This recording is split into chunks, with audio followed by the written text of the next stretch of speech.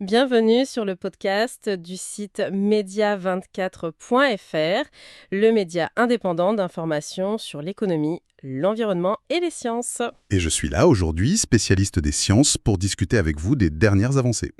Aujourd'hui, on va se pencher sur une avancée vraiment majeure en physique quantique. C'est paru dans la revue Science. Oui, une publication importante. Une équipe australienne a réussi un truc assez incroyable, hein. Ils ont intriqué, lié quantiquement deux noyaux d'atomes de phosphore. C'est ça, et séparé par juste 20 nanomètres. Oui, et le tout dans du silicium. Ça pourrait vraiment changer la donne pour l'informatique de demain, non? Absolument. C'est potentiellement transformateur. Alors, cette idée de deux atomes qui réagissent ensemble comme un seul, même à distance, comment c'est possible? Et surtout, pourquoi dans le silicium? C'est un matériau tellement classique.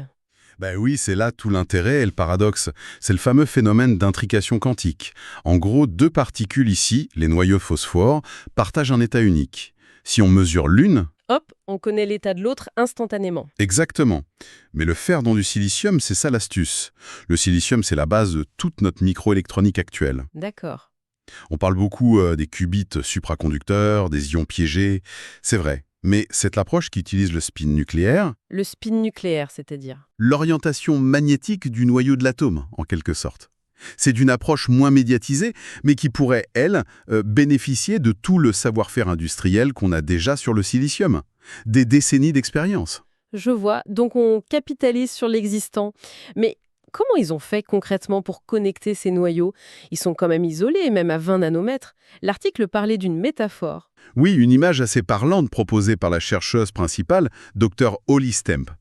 Imaginez les noyaux dans des pièces séparées, bien isolées. Ok, Eh bien, l'équipe de l'UNSW, l'université australienne, leur a donné un téléphone. Et ce téléphone, en fait, c'est l'électron qui est associé à chaque atome de phosphore. ah, l'électron? Oui, cet électron, c'est lui-même un qubit, mais un qubit rapide, très réactif. Il a la capacité de s'étendre un peu dans l'espace et de toucher, d'interagir avec les deux noyaux, qui sont des qubits plus lents, plus stables en même temps. D'accord, il fait le lien, le messager, quoi. C'est exactement ça. L'électron sert d'intermédiaire pour les coupler. C'est une approche assez astucieuse. Et cette connexion via l'électron, ça a permis de faire quoi précisément? Une opération quantique? Tout à fait. Grâce à ce couplage, ils ont réussi à réaliser une opération logique quantique de base entre ces deux noyaux distants. Une porte logique type CTRL-Z. C'est un peu comme un interrupteur fondamental pour les calculs quantiques. D'accord. Et surtout, la preuve que ça a marché, c'est qu'ils ont généré un état intriqué bien connu, l'état de Bell. Ah oui, l'état de Bell, la référence. Voilà, avec une fidélité mesurée à 76%. Bon, pour une première démonstration dans ce genre de système, c'est un chiffre qui est plutôt encourageant. Ce qui frappe quand même le plus, c'est cette histoire de compatibilité avec l'industrie. On imagine souvent le quantique comme un truc de laboratoire, très complexe, avec des conditions. Oui, des températures très basses, des environnements très contrôlés. Voilà. Et là, on nous parle de silicium. Mais est-ce que c'est si simple? Passer du labo à l'usine, c'est pas toujours là que ça coince, même avec un matériau qu'on connaît bien? C'est une excellente question. La mise à l'échelle, la scalabilité, comme on dit, c'est toujours le défi majeur, oui. Il y a toujours des obstacles techniques, mais partir sur la base du silicium, ça change quand même beaucoup de choses par rapport à d'autres technologies quantiques. On a des décennies d'expertise, des usines, des procédés de fabrication qui sont ultra maîtrisés. Mhm. Donc, l'idée de fabriquer ces qubits en masse, intégrés sur une puce, ça devient beaucoup plus réaliste et potentiellement moins cher. C'est vraiment ça la clé, pouvoir augmenter le nombre de qubits de façon significative. Et au-delà de la fabrication elle-même, quitte de la robustesse. Est-ce qu'on peut étendre ça connecté, je sais pas moi, à 10, 100 noyaux? C'est un autre point fort qui est mis en avant, oui. La méthode semble pouvoir être étendue, avec quelques électrons de plus, bien placés. On pourrait faire des chaînes plus longues? Exactement, des chaînes de noyaux, voire même des réseaux plus complexes en 2D sur la puce.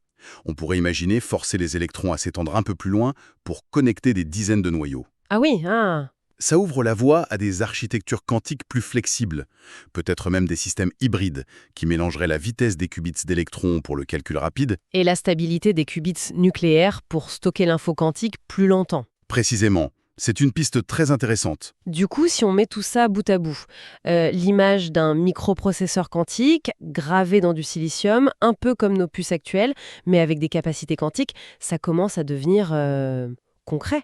C'est exactement la perspective que ces travaux dessinent. Ils offrent une preuve de concept, disons, solide, pour une architecture quantique qui pourrait être fabriquée avec les outils qu'on a déjà.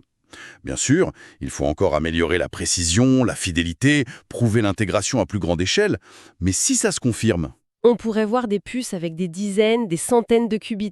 c'est l'idée, oui. Ce serait une étape vraiment significative vers des ordinateurs quantiques intégrés, fonctionnels. Bon, pour résumer alors, cette recherche australienne, elle nous montre qu'on peut créer ce lien quantique, l'intrication, entre des noyaux d'atomes au cœur même du silicium. En utilisant les électrons comme intermédiaires, comme messagers, Technologie de fabrication de puces qu'on maîtrise déjà, ce qui ouvre une voie assez prometteuse pour la fabrication à grande échelle des ordinateurs quantiques de demain.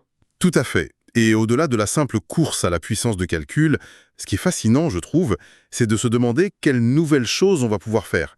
Quelles nouvelles formes de traitement de l'information, de simulation peut-être, pourraient émerger de ces réseaux quantiques complexes tissés au cœur de ce matériau, le silicium qu'on connaît si bien finalement. Une réflexion passionnante pour conclure. Merci pour votre écoute et retrouvez plus d'actualités sur media24.fr.